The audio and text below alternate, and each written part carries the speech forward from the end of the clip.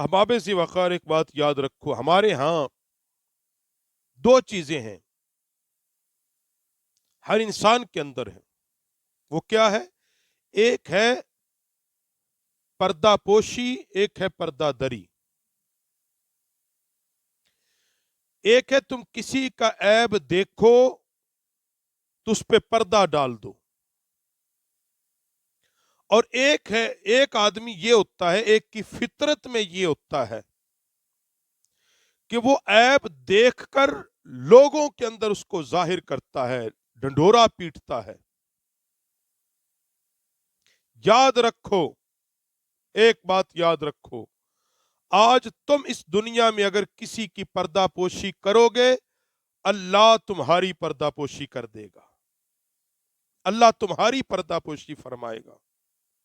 اور تم کسی کی پردہ دری کرو گے، عیبوں کا ڈنڈورا پیٹو گے، پھر تمہارے اندر بھی تو عیب ہے نا.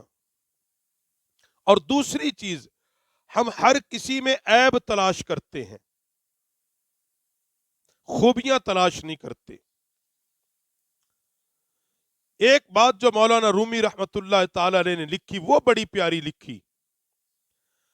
آپ فرماتے ہیں کہ جب خدا چاہتا ہے کسی کی پردہ دری کرے، فرمایا جب اللہ یہ چاہتا ہے کہ اس کے عیبوں کو ظاہر کر دیا جائے، پھر اللہ اس کے دل میں یہ بات ڈالتا ہے کہ وہ لوگوں پر تانا زنی کرتا ہے، لوگوں کا تمسخر اڑاتا ہے، مذاق اڑاتا ہے، وہ لوگوں کا مذاق اڑانا شروع کر دیتا ہے. اور جب خدا چاہتا ہے کہ اس بندے کی پردہ پوشی کی جائے دنیا میں اور آخرت میں، تو پھر اس کے دل میں ڈال دیا جاتا ہے کہ وہ عاجزی اور انکساری کی طرف جاتا ہے، وہ لوگوں کے عیب کو چھپاتا ہے، وہ لوگوں کی عیب پوشی کرتا ہے، وہ احترام کرتا ہے، ادب کرتا ہے. اور فرمایا یاد رکھو، یاد رکھو، اللہ جب کسی کی مدد کرنا چاہتا ہے تو انکساری کی طرف اس کو مائل کر دیتا ہے. اور اسی میں ایک روایت بیان کی حضرت مولانا رومی رحمت اللہ علیہ، آپ نے فرمایا کہ ایک آدمی نے امام الانبیاء صلی اللہ علیہ وسلم کے نام نامی اسم گرامی احمد صلی اللہ علیہ وسلم کا نام لے کر تمسخر اڑایا، یعنی ٹیڑھا منہ کر کے حضور کا نام مبارک لیا. آقا علیہ الصلوۃ والسلام کا مبارک نام جب اس نے ٹیڑھے منہ سے لیا، اللہ نے اس کے منہ کو ہی ٹیڑھا کر دیا. اللہ اکبر. یہ ہے اللہ کس قدر حبیب علیہ السلام کے معاملے میں غیرت مند ہے. اور میں اکثر کہتا ہوں کہ کبھی بھی میرے مصطفیٰ کریم کی عزتوں سے نہ ٹکراؤ، نہیں بچو گے، ختم ہو جاؤ گے، ختم ہو گئے، ذلیل ہو جاؤ گے. اگر عزتیں چاہتے ہو تو اس کا حل یہ ہے کہ کبھی بھی حبیب کا در نہ چھوڑیں، اللہ کے محبوب کا در نہ چھوڑیں. امام الانبیاء صلی اللہ علیہ وسلم کی عزت، عظمت، توقیر ایک رائی دانے کے برابر اس پر سمجھوتا نہ کریں، اور ان لوگوں کا مذاق نہ اڑائیں جو حضور علیہ السلام کے سچے عاشق ہیں، حضور سے محبت کرنے والے ہیں. فرماتے ہیں کہ جس آدمی نے میرے پیغمبر کے نام کو ٹیڑھے منہ سے لیا، اس کا اپنا منہ ٹیڑھا ہو گیا.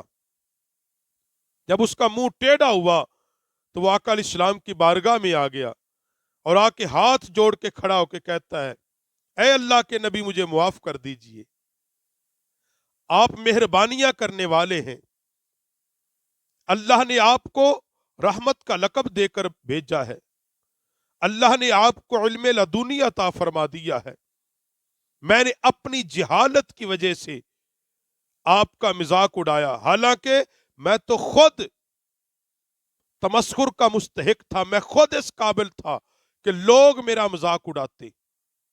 مجھ سے غلطی ہو گئی، مجھ سے غلطی ہو گئی. اللہ اکبر. میرے کریم کس قدر معاف کرنے والے، کیونکہ میرا نبی اللہ کی مخلوق پر سب سے بڑا مہربان. جب وہ رویا نا تو سید کونین نے اس آدمی کو معاف کر دیا، اور جب اس نے شرمندہ ہو کر توبہ کر لی تو فرماتے مولانا رومی، جب رحم چاہتا ہے تو آنسو بہا، تم پر رحم کر دیا جائے گا۔ اگر رحم چاہتا ہے پھر رو۔ فرمایا جس طرح پانی جاری ہوتا ہے جس زمین پر، جس جگہ پر پانی چلتا ہے، فرمایا وہاں پھر سبزہ اگتا ہے، سبزہ اگتا ہے۔ اور فرمایا کہ جہاں پر انسان کے آنسو گرتے ہیں وہاں پھر اللہ کی رحمت برستی ہے، رحمت خدا برستی ہے۔ فرمایا جس طرح وہ کنواں چلتا ہے نا، راہٹ، کنواں چلتا رہتا ہے، پانی نکالتا رہتا ہے، وہ چلتا ہے، پانی گرتا ہے، پھر سبزہ اگتا ہے۔ فرمایا بندے تو بھی اسی طرح اس بارگاہ میں گڑ گڑاتا رہو، آنسو بہاتا رہو، ہر وقت گریہ زاری کرتا رہو، اس سے معافی مانگتا رہو، رحم طلب کرتا رہو۔ جہاں جہاں جب تیرے آنسو گریں گے وہ مالک تجھ پر مہربانی کر دے گا۔ تو مولانا رومی رحمت اللہ تعالی علیہ نے اس حکایت کا جو نتیجہ نکالا وہ یہ فرمایا، کبھی بھی محبوبان خدا کا تمسخر نہ اڑاؤ، اور اللہ سے ہمیشہ رحمت کی بھیک مانگو۔ جب تم رب سے رحمت کی بھیک مانگو گے وہ مالک تم پر ضرور بھی ضرور اپنی مہربانی فرما دے گا۔